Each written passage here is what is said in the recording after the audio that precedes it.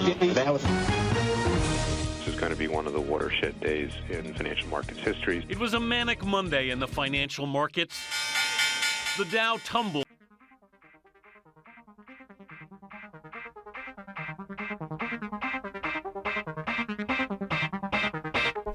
Well, what a week this has been. It's chaos out there, absolute chaos. It's chaos at the hospital, everybody's terrified. The normal flu deaths in Canada is about 3,500. So far this flu season we've had approximately 15 to 25,000 deaths. Now it is mostly the elderly, and it is also people who seem to have diabetes type 2. But we've had a significant spike in the last week of young people in the age group beneath the age of 30, and that's really starting to freak people out. However, there is some good news. They have identified the virus. So it appears to be a variant of the Westbourne virus. The Westbourne virus has been around for quite a few decades. It's quite deadly to animals. It's never really infected humans before in any way like this. What it does appear to have done, it appears to have transmutated probably with the H1N5 virus, and they appear to have actually fused, or they picked up DNA or RNA from each other. Nobody really knows. What we are trying to do right now is everybody across the world is trying to actually figure out an antivirus flu jab, and I'm pretty sure that even the anti-vaxxers, once this virus is identified and properly identified and we have an anti-vaccine for it, I'm pretty sure they're going to line up for it. So the Westbourne virus was first found in 1955 in South Africa, and it's been an African disease, mostly affecting sheep. And what's happened was, somehow or other, it's managed to get into China and into their pig and poultry, and it's been spreading by direct contact to people, and people have now developed the capacity to pass it via droplets, and also probably by sweat and saliva and probably feces. So pretty much it's extremely infectious, and it's traveling everywhere. So when you take it off, you should have goggles on. I've got glasses on right now, but if you're in contaminated areas, you need goggles. First thing you do is wash your hands. Hold the glasses and remove them. Put them in mild bleach. They're highly infectious. This is highly contaminated. Get the bottom strap, put it to there. Get the top strap and hold them together. Very gently, holding your breath.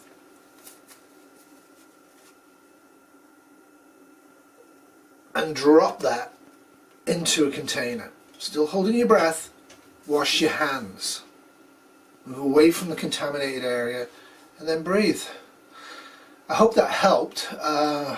If you have any masks, like you say, there's a worldwide shortage of people using cloth masks. To be frank with you, bandanas, if you're going to use a bandana, maybe consider 2 bandanas and maybe get the form-fitting ones to the face. If you're going to use bandanas, use 2 of them. When you take them off, use the same precautions with this. Rewash them in a normal washing machine by themselves, and any of the clothing that might be contaminated, and do it on the hottest wash possible. And if you're smart, do it again, and then dry them in the dishwasher or whatever's working. Now, of course, this all means that you have to have electricity, and there's been some talk that there might be power cuts. There is a lot of work being done trying to get the vaccine, but it's going to be weeks, maybe months away. And the big fear right now is cross-contamination, that it's actually going to get more virulent than it is. It's not that bad, judging by how many people have it at work, if you're wearing masks and taking sensible precautions. If you're actually in the room with people for maybe a few minutes, it seems to be contaminated.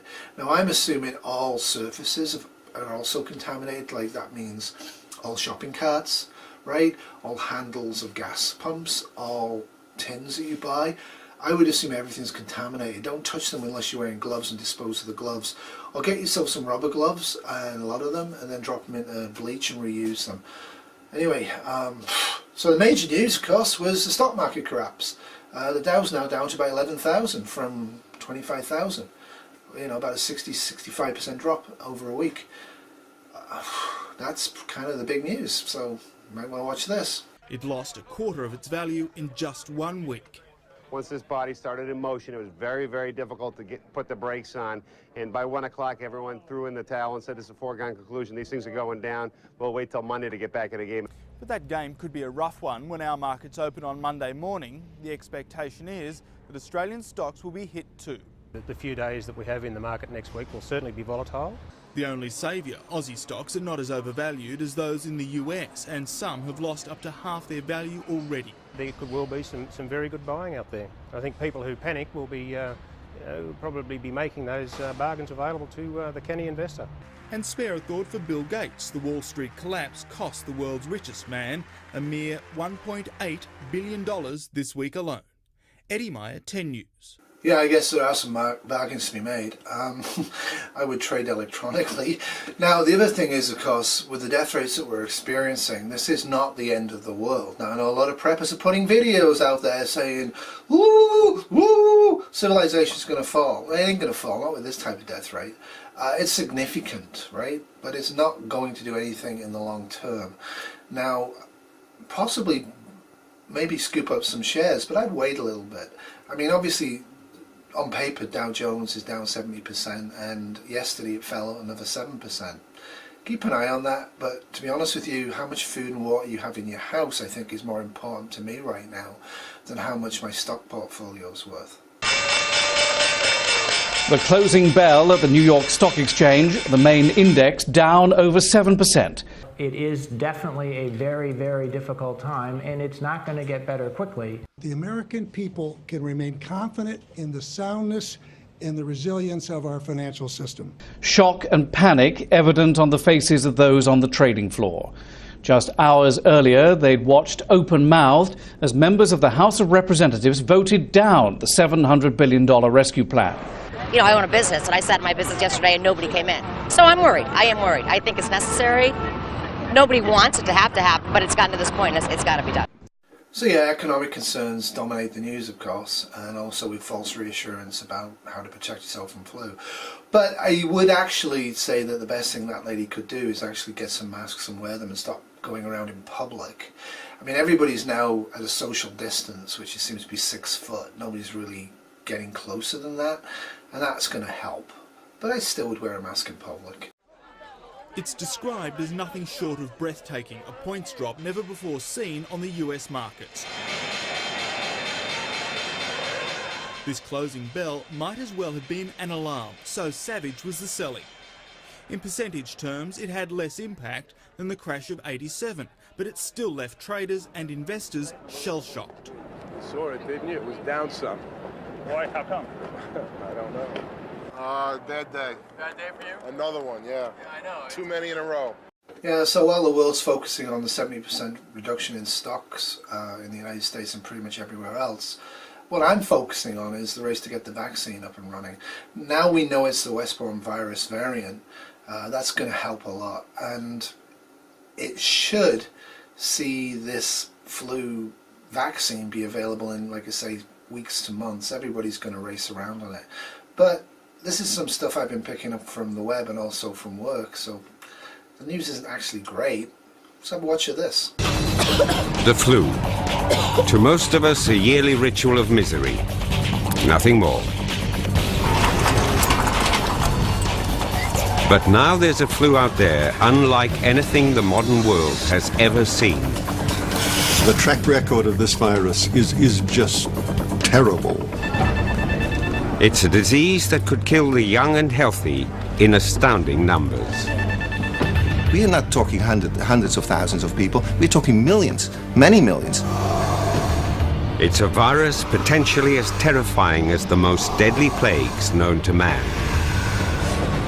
And it's just an evolutionary tick away from becoming highly contagious. Now, a fellowship of the world's leading scientists are in a race to understand the virus and make plans to prevent it from spreading. Pandemic influenza will be one of the single greatest tests of our human system. At the moment it's pretty clear. This is like a really bad Asian flu from the 1960s and 50s. We're looking probably projected at 3 to 4 million people dying from this over the next week or two, maybe 3 or 4 weeks. There's almost 8 billion people on the world. Try and get a sense of proportion. Like I say, a lot of the YouTube sites out there, it's like unbelievable. The hysteria and paranoia they're pumping into people and not giving people the straight message. Remember, Wash your hands, avoid contact with people, use an N95 mask or something similar wherever you can, and make sure that surface contact, clear it. Get bleach, get a lot of bleach and use it. Use strong bleach, it's loads of recipes online. Consider everything to be contaminated and everyone to be contaminated until this is over. And be able to stay in your house for weeks to months. If you haven't got supplies in yet, go and get them. But wear a mask, do it on a quiet day of the week, and be very, very careful. And there is a lot of reported food shortages, but we should be seeing the end of this in the next week or two. I keep saying that every week, but I'm hopeful. If this virus does get away, I wouldn't paint a very pretty picture of what's going to happen. Now go inside the race to understand the virus from the front lines in Asia to top secret labs around the world. Is it a false alarm or the birth of the super flu? In hot zone labs around the world, as they race to keep up with a deadly new microbe that is always one step ahead of them. They've been tracking its genetic mutations as it moves closer and closer to becoming highly contagious. If it does, it could trigger a global pandemic more deadly than the world has ever witnessed before. And what we're seeing at work is like a variable response. The vast majority of people are sick, but they're getting over it. A tiny percentage, maybe 3, 4, 5%, are not getting over it. They're getting severe respiratory infections, they're getting sepsis. It's the cytokinase cycle just going crazy with them. And they're getting a bit of a DIC, a disseminated vascular coagulation, and they hemorrhage to death. So because of workload and everything at work, what we're doing is once people start to go into the cytokinase spiral and start to need a large amount of blood pressure medication, we're actually taking them off the ventilators and letting them die in a separate part of the ICU.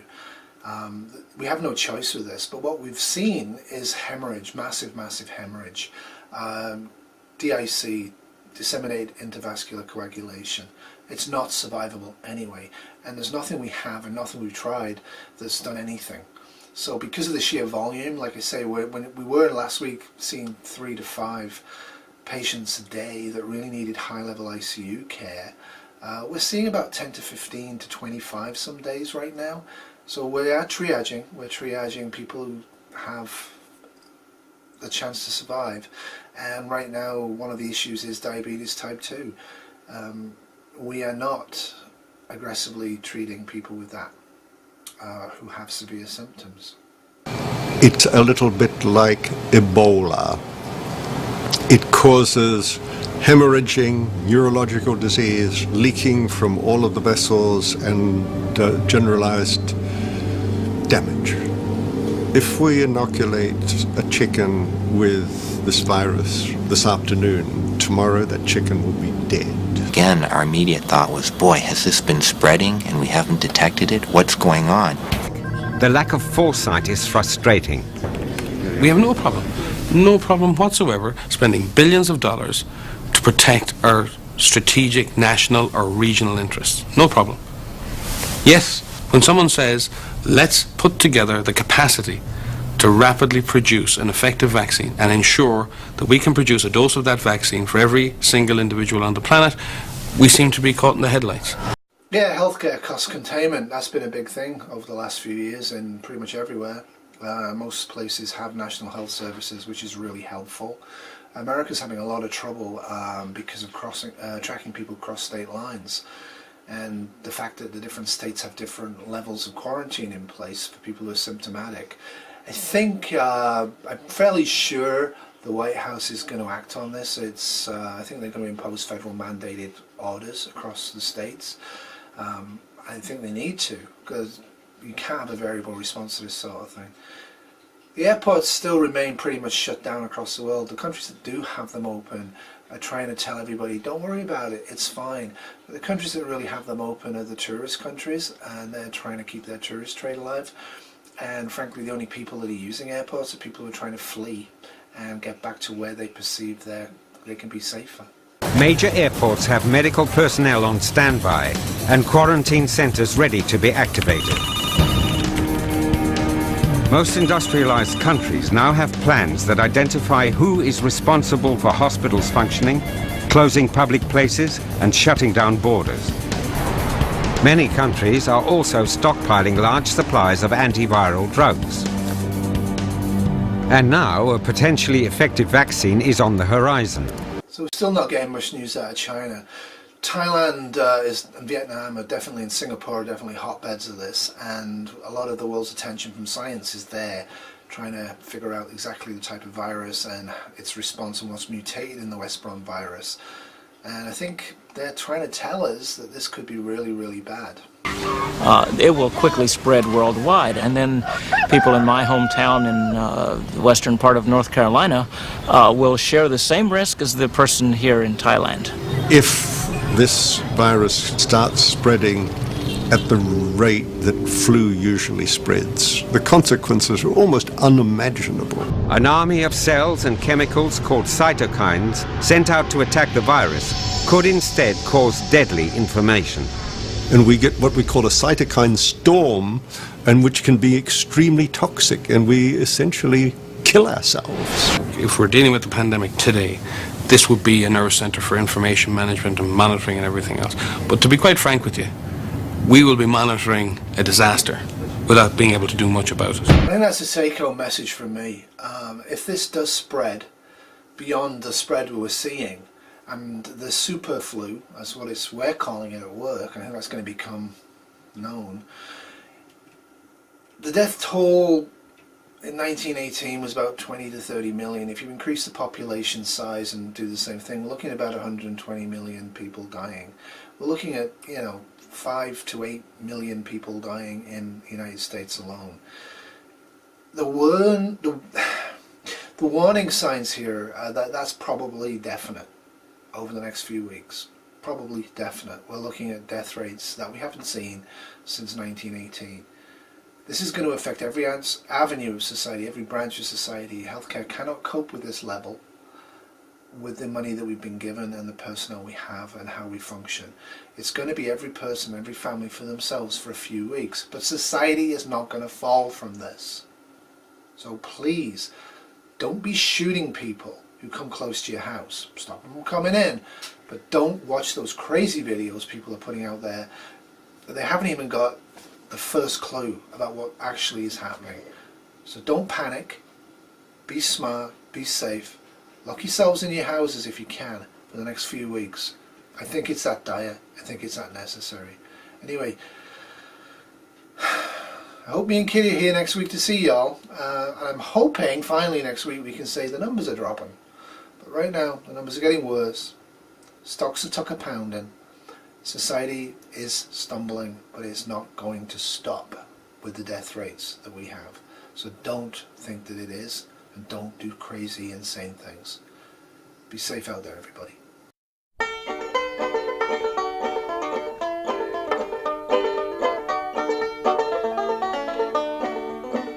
It was on one Monday morning, just about 1 o'clock, when that great ship Titanic began to reel and rock. People began to scream and cry, saying, Lord, am I going to die? It was sad when that great ship went down.